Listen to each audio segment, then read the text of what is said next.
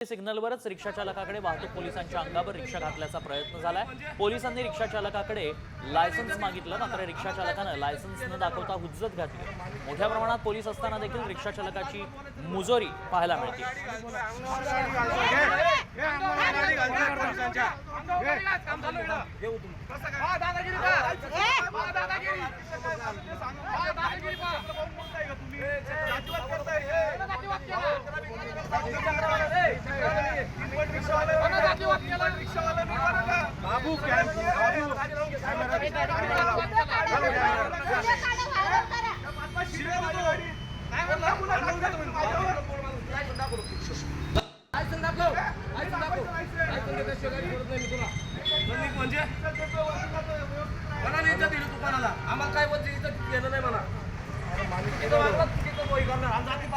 अधिक माहिती जाणून घ्या, आमचे प्रतिनिधी अभिजित सोनवणे सध्या संपर्कात आहेत। अभिजित, काय नेमकं घडलंय, सध्या काय कारवाई करण्यात आली आहे?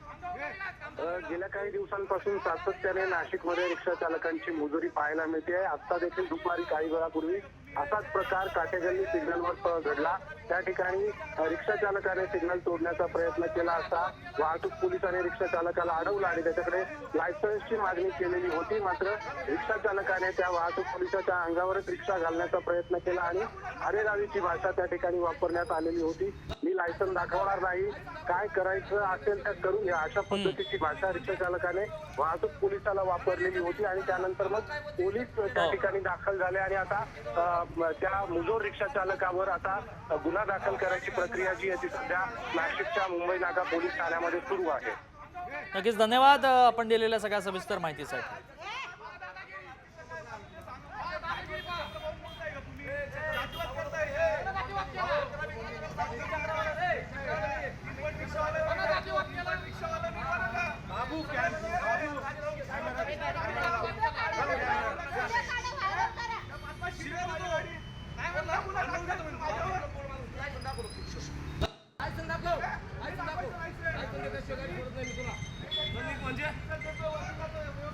नाशिक पोलिसांकडून कॉम्बिंग ऑपरेशनला सुरुवात झाली आहे। अनधिकृत बांधकामावर कारवाई करण्यास गेलेल्या दगडफेक करणाऱ्या संशयितांची पोलिसांकडून आता धरपकड सुरू आहे। दगडफेक करून दहशत पसरवण्याचा प्रयत्न करणाऱ्यांविरोधात पोलीस ऍक्शन मोडवर आले। आतापर्यंत 22 संशयितांना पोलिसांनी ताब्यात घेतलंय।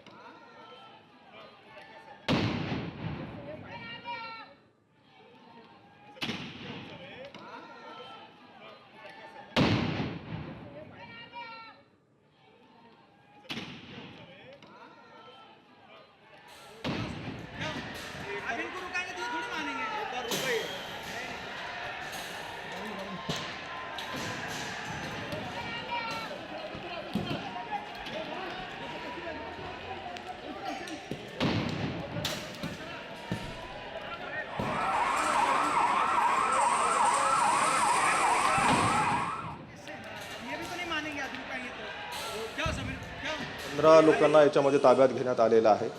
57 मोटरसायकल ज्या संशयिताच्या आहेत त्या देखील ताब्यात घेण्यात आलेल्या आहे। सध्या परिस्थिती पूर्णपणे शांत आहे। यामध्ये 21 पोलीस अधिकारी व अंमलदार यांना किरकोळ दगडाचा मार लागलेला आहे। सध्या परिस्थिती पूर्णपणे शांत आहे। पुढची बातमी नाशिकमधूनच। नाशिकच्या काठेगल्ली परिसरातील ही अनधिकृत मशीद बांधकामावर आज कारवाई करण्यात आली। महानगरपालिकेनं याच संदर्भात म्हणणं मांडण्यासाठी मुदत दिली होती, त्यानंतर आज अनधिकृत बांधकामाचं तोडकाम करण्यात आलं। कायदा सुव्यवस्थेचा प्रश्न निर्माण होऊ नये याची खबरदारी पोलिसांकडून घेण्यात येतेय।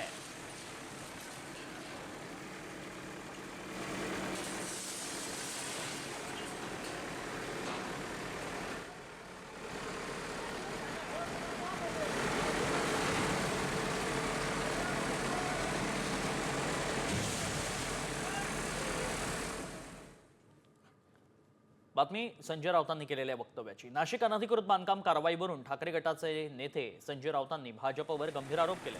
आमच्या शिबिरात अडथळे घालण्याचे प्रयत्न सुरू आहेत, शिबिरावरच लक्ष हटवण्यासाठी बुलडोझर कारवाई होतीये असा आरोप राऊतांनी केला। तर बुलडोझर कारवाईचा आणि मेळाव्याचा काहीही संबंध नाही अशी प्रतिक्रिया शिंदे गटाचे खासदार नरेश मस्केंनी दिली आहे।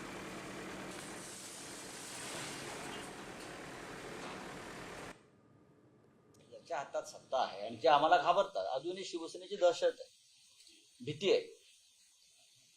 आज सुद्धा मला सांगितलं की दर्गे हटाव मोहीम सुरू केली आज या शहरामध्ये, दर्ग्यांवरती बुलडोझर फिरवणार। आजचाच दिवस निवडला, गोंधळ निर्माण व्हावा, आज या शिबिरावरचं लक्ष दुसरीकडे जावं म्हणून दर्ग्यांवरती बुलडोझर टाकायचा किंवा मशिदींवरती बुलडोझर मारायचा, हे कसलं लक्ष आहे? हिम्मत असेल तर समोर येऊन लढा, आमची तयारी आहे. संजय राउत क्या करेगा, आरोप करेगा? संजय राउत को मेरा यही कहना है, वो जो मस्जिद, जो दरगाह, जो तोड़क कार्रवाई उसके ऊपर हो गई है, उसको आपका पाटिंबा है कि आपका विरोध है, ये जाहिर करो. ये आगे उल्टा सुल्टा बातें मत करो. आपका विरोध है तो जाहिर करो, हमारा विरोध है. उल्टा सुल्टा घुमा घुमा के क्यों बात कर रहे हैं? सीधा बोलो. बातमी कामरा संदर्भातली आहे. कुणाल कामराच्या याचिकेवर सुनावणी सुरू झाली आहे. गुन्हा दाखल करण्याआधी चौकशी झाली नाही. कुणाल कामराच्या वकिलांनी कोर्टात युक्तिवाद केलाय. बदनामी झालेल्यांकडून तक्रार नाही असंही कामराचे वकील म्हणतात. काय युक्तिवाद केलाय कोर्टात पाहूया. सार्वजनिक काम करत असलाल तर टीका होणारच. गुन्हा दाखल करण्याआधी प्राथमिक चौकशी झाली नाही. महाराष्ट्रात सत्तेचा दुरुपयोग होतोय. अभिव्यक्ती स्वातंत्र्यावर गदा आणता येणार नाही. उद्धव ठाकरेही शिंदेंना गद्दार म्हणाले होते, कारवाई झाली नाही. पुढच्या बातमीकडे वळूयात. आगामी महानगरपालिका निवडणुकीच्या पार्श्वभूमीवर नाशिकमध्ये ठाकरे गटाचा निर्धार मेळावा होतोय आणि या मेळाव्याचं उद्घाटन युवासेना प्रमुख आदित्य ठाकरेंच्या हस्ते करण्यात आलंय. मेळाव्यामध्ये बाळासाहेब ठाकरेंचं याआधी कधीही न ऐकलेलं भाषण AI तंत्रज्ञानाचा वापर करून दाखवण्यात येईल. मेळाव्याच्या निमित्तानं विधानसभेच्या निकालानंतर उद्धव ठाकरेंचा हा पहिलाच नाशिक दौरा आहे. या मेळाव्याचा टीझरही लॉन्च करण्यात आलाय.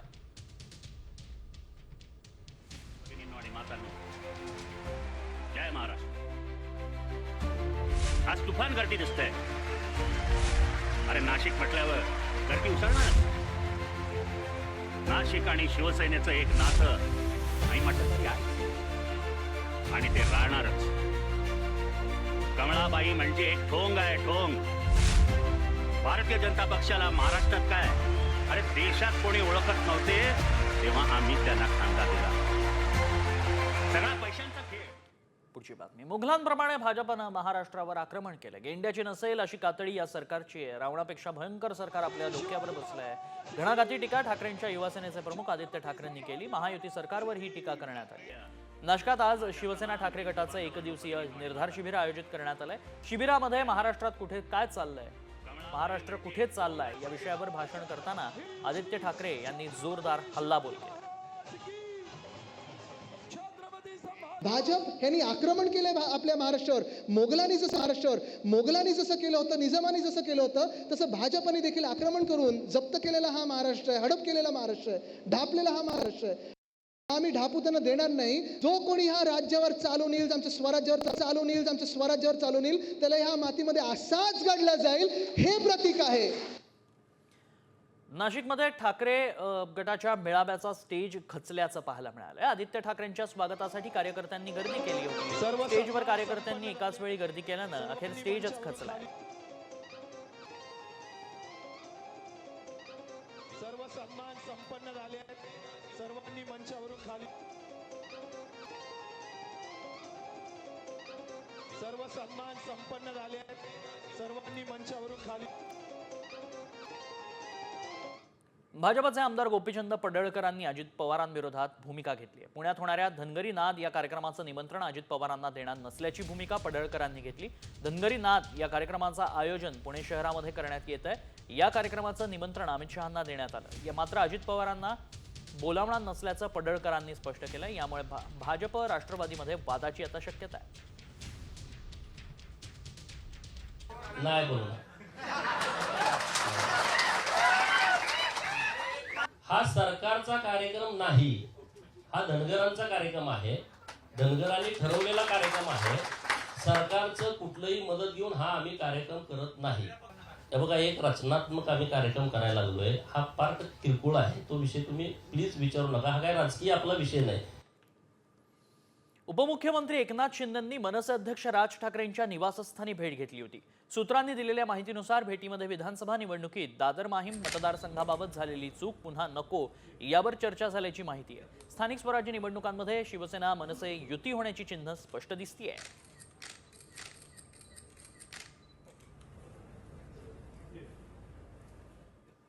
पुढची बातमी. ठाकरे गटाचे खासदार संजय राऊतांनी एकनाथ शिंदेंनी आणि राज ठाकरेंच्या भेटीवर मिश्किल टिप्पणी केली आहे. एकनाथ शिंदे आणि राज ठाकरेंचा आमरसपुरीचा बेत होता म्हणून ते खायला गेले होते असं संजय राऊत म्हणाले. तर संजय राऊत विरोधी पक्षातच शोभून दिसतात असा टोला उदय सामंतांनी लगावलाय.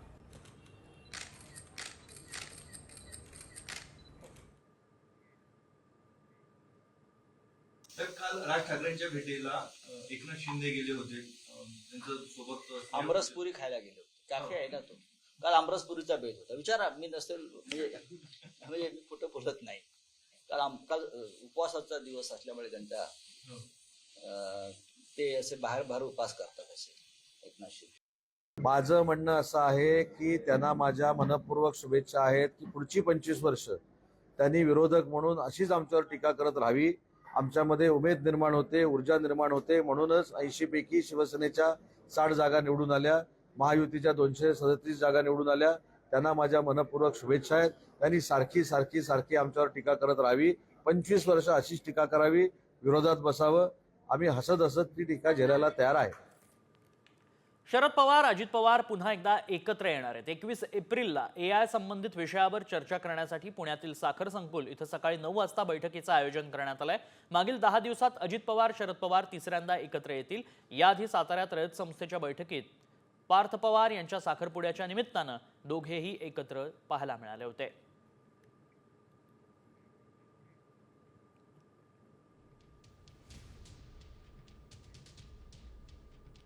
पुढची बातमी. ईडी कार्यालयाबाहेरील आंदोलनादरम्यान काँग्रेस खासदार वर्षा गायकवाड जखमी झाल्यात. पोलीस गाडीत चढताना त्यांच्या डोक्याला इजा झाली. त्यांना उपचारासाठी GT रुग्णालयात नेण्यात आलंय. ईडी कार्यालयाबाहेर आंदोलन करणाऱ्या काँग्रेस कार्यकर्त्यांना पोलिसांनी ताब्यात घेतलं. यावेळी पोलिसांनी वर्षा गायकवाड यांनाही ताब्यात घेतल्याचं पाहायला मिळालं.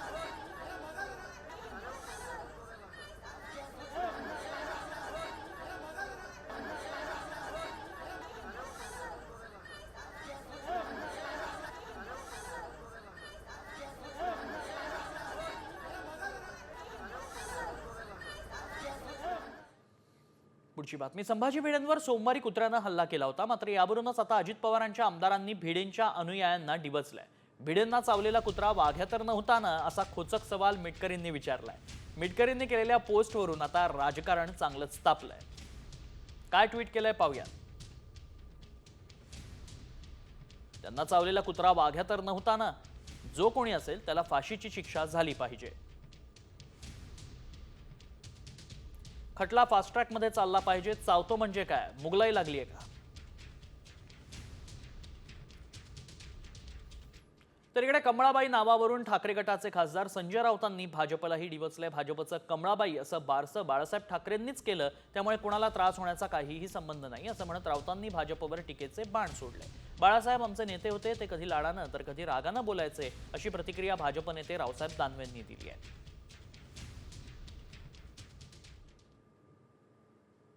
कमळाबाई नाव भाजपला कोणी ठेवलंय? बाळासाहेबांनीच ठेवलंय ना. म्हणजे वारसा आहे कमळाबाई. ते आमच्यासारख्या तेव्हाच्या मुलांनी ठेवलेलं नव्हतं. तसं कमळाबाई नाव त्या पद्धतीनंच बाळासाहेबांनी जाहीर सभेत शिवतीर्थाच्या आणि चौपाटीवरच्या म्हटलेलं आहे. हे बाळासाहेब द्रष्टे होते. बाळासाहेब द्रष्टे होते. त्यांनी कमळाबाई हे नाव योग्य ठेवलं. आणि शिवसेना प्रमुखाच्या तोंडून जर कमळाबाईचं नाव आलं तर कोणाला आक्षेप घेण्याचं कारण नाही. ते आहेच. आणि त्यात चुकीचं काय? बाळासाहेब आमचे नेते होते, त्यांच्या नेतृत्वाला मान्यता होती आणि त्यामुळं बाळासाहेब कधी लाडानं बोलायचे, कधी रागावून बोलायचे. याचा अर्थ ते BJPला मानत नव्हते असं नाहीये. मनोहर जोशी सारख्या माणसाला बाळासाहेबांनी कमळाबाईवर लढवलं की नाही सांगा तुम्ही इतिहास. कमळ या चिन्हावर मनोहर जोशी लोकसभेची निवडणूक लढले.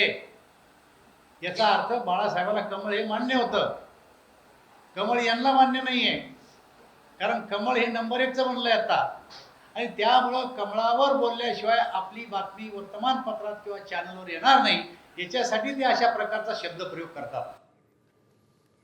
पुढची महत्त्वाची बातमी. राष्ट्रवादी शरदचंद्र पवार पक्षाचे नेते समरजित सिंह घाटगे ठाकरे गटामध्ये प्रवेश करण्याची शक्यता आहे. शिवसेना उपनेते संजय पवारांनी याच संदर्भात साम टीव्हीशी बोलताना संकेत दिले. समरजित घाटगेंना शिवसेना उद्धव बाळासाहेब ठाकरे पक्षात घेण्यासाठी प्रयत्न करू असं त्यांनी म्हटलंय. माझी इच्छा आहे नेतृत्वाची आमच्या इच्छा आहे का नाही ते बघायला लागेल. तर त्यांनी सुद्धा ती इच्छा व्यक्त केली पाहिजे, कारण भविष्यामध्ये ह्या गढूळ राजकारणाला महाराष्ट्राची जनता कंटाळली आहे. मी नेतृत्वाशी चर्चा करून तो मी प्रयत्न करीन, नक्की करीन मी. तर नेतृत्वाने मला जर सिग्नल दिला की चर्चा करा, तर 100% मी ती चर्चा त्यांच्याही करायला तयार आहे. पण नेतृत्वाला सिग्नल घेतल्याशिवाय मी पुढे जाऊ शकत नाही. बातमी आता परभणीतनं बघूयात. परभणीमध्ये रस्त्यांची आणि नाल्यावरच्या पुलांची दुरवस्था झाली आहे. याचा फटका आज एका वृद्ध दाम्पत्याला बसला. शहरातील एका नाल्यावरच्या पुलावर असलेल्या खड्ड्यात दुचाकीवरून जाणारं एक दाम्पत्य पडलं. सुदैवानं इतर लोकांच्या ही गोष्ट लक्षात आल्यानं त्यांनी तात्काळ शिडीच्या साहाय्यानं या दाम्पत्याला बाहेर काढलंय.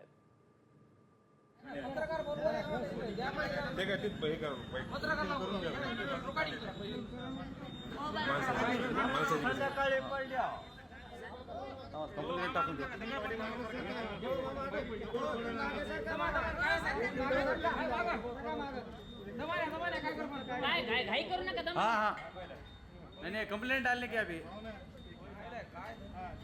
नहीं अवघड आहे हो. दमा नाही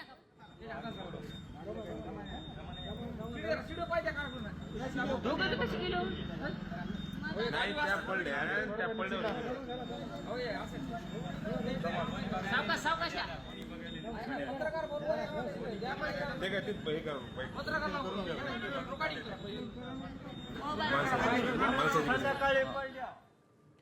नागपूर हिंसाचाराचा कथित मास्टरमाइंड फहीम खानच्या घरावर बुलडोझर चालवल्याप्रकरणी नागपूर महानगरपालिका आयुक्तांची हायकोर्टात बिनशर्त माफी मागितली आहे. फहीम खान याचं घर पाडल्याप्रकरणी मनपा आयुक्त डॉक्टर अभिजित चौधरींनी हायकोर्टात शपथपत्र दाखल केलं.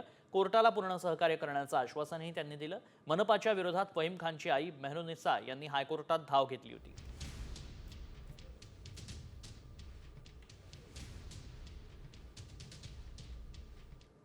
धक्कादायक बातमी लातूरमधून. माध्यमिक शिक्षण विभागाचा कारभार नेमका कोण हाकतंय असा सवाल पडलाय.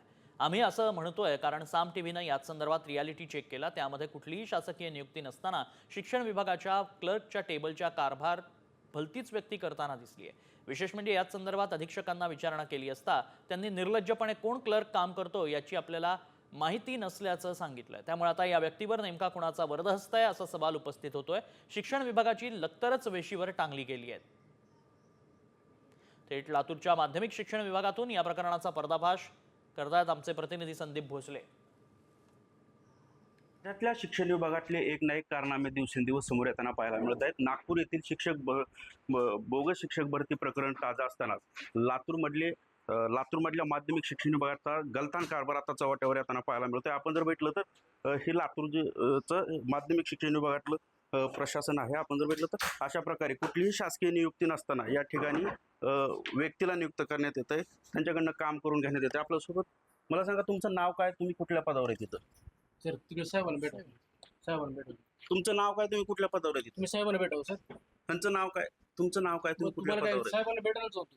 तुम्ही कोण आहे तिथे, कुठल्या पदावर आहे? शिगडे साहेब. आपण जर बघितलं तर अशा प्रकारे तिराईत व्यक्ती या शिक्षण विभागाचा कारभार हाकताना पाहायला मिळत आहेत. पुढच्या बातमीकडे वळूयात. बातमी शिक्षक भरती घोटाळ्यासंदर्भातली. नागपुरात उघड झालेल्या शिक्षक भरती घोटाळ्याची व्याप्ती ही राज्यभर पसरली आहे. तब्बल 400 ते 500 कोटींचा हा गोरखधंदा सुरू असल्याचं समोर आलंय. आधीच्या तारखांनी नियुक्ती दाखवत कोट्यवधी रुपये लाटण्यात आले. त्यासाठी तब्बल 40 ते 45 लाखांचा रेट असल्याचं समजतंय.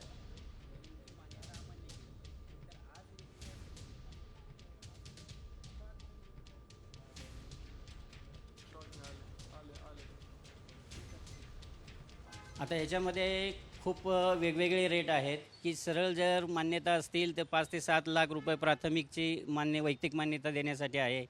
माध्यमिकची मान्यता द्यायची असेल तर 10 ते 12 लाख रुपयेचा रेट आहे. उच्च माध्यमिकची द्यायची असेल तर 20 लाख रुपयेपर्यंतचा रेट आहे. एखाद्या कर्मचाऱ्याची मान्यता 2014, 16 किंवा 12मधली दाखवून आज तारखेला मान्यता द्यायची असेल तर त्याच्यामध्ये 40-45 लाख रुपयेसुद्धा घेतलेले आहेत. संस्था आणि मान्यता देणारा अधिकारी या दोघांमध्ये ते वाटून घेतलं जातं, हे माझे स्पष्ट आरोप आहेत.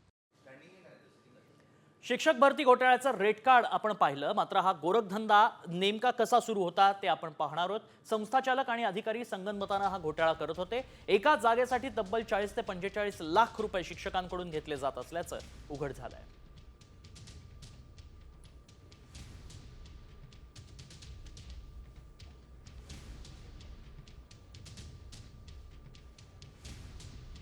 जुन्या तारखेनं शिक्षक भरतीची मान्यता घेतली जाते.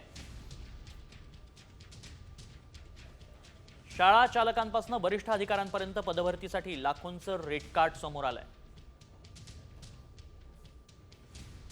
त्या वर्षाच्या रजिस्टरमध्ये रिकाम्या जागा सोडून पदभरतीची मंजुरी घेतली जाते. रिकाम्या जागेवर तत्कालीन शिक्षण अधिकाऱ्यांची किंवा त्याची डुप्लिकेट सही केली जाते.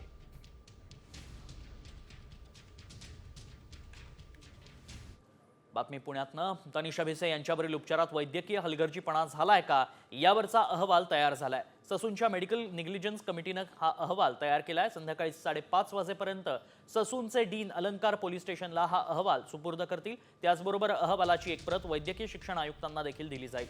वैद्यकीय शिक्षण विभागाच्या आयुक्तांकडून हा अहवाल राज्य शासनाला जाणार आहे.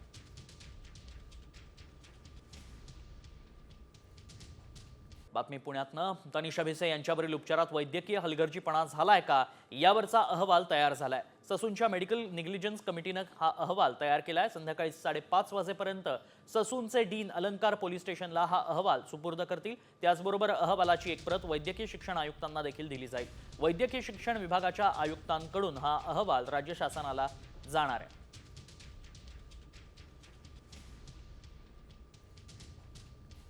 धारदार कोयत्यानं टोळक्याकडनं वाहनाची तोडफोड करण्यात आली आहे. कोंढव्यात कोयताधारी युवकांकडून वाहनाची तोडफोड झाली आहे. तोडफोडीत वाहनाचं नुकसान झालंय.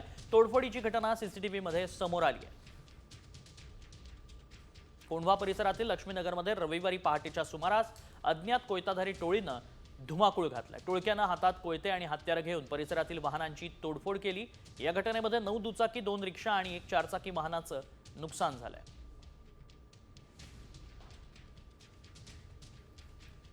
तर इकडे पुण्यातील सिंहगड कॉलेज परिसरात हातात कोयता घेऊन दहशत माजवणाऱ्या टोळीची पोलिसांनी धिंड काढली आहे. ज्या ठिकाणी कोयते नाचवले त्याच ठिकाणी पोलिसांनी आरोपींची धिंड काढली आहे. आरोपींचा माज उतरवण्यासाठी पुणे पोलिसांनी पुन्हा धिंड पॅटर्न सुरू केलाय. सिंहगड कॉलेजसह भारती विद्यापीठ पोलीस स्टेशनच्या हद्दीत दहशत माजवणाऱ्या 6 आरोपींना पोलिसांनी बेड्या ठोकल्या आणि पोलिसांनी आरोपींना गुडघ्यावर आणत आरोपींचा माज उतरवला. आरोपींनी काही ठिकाणी गाड्यांची तोडफोड केली होती.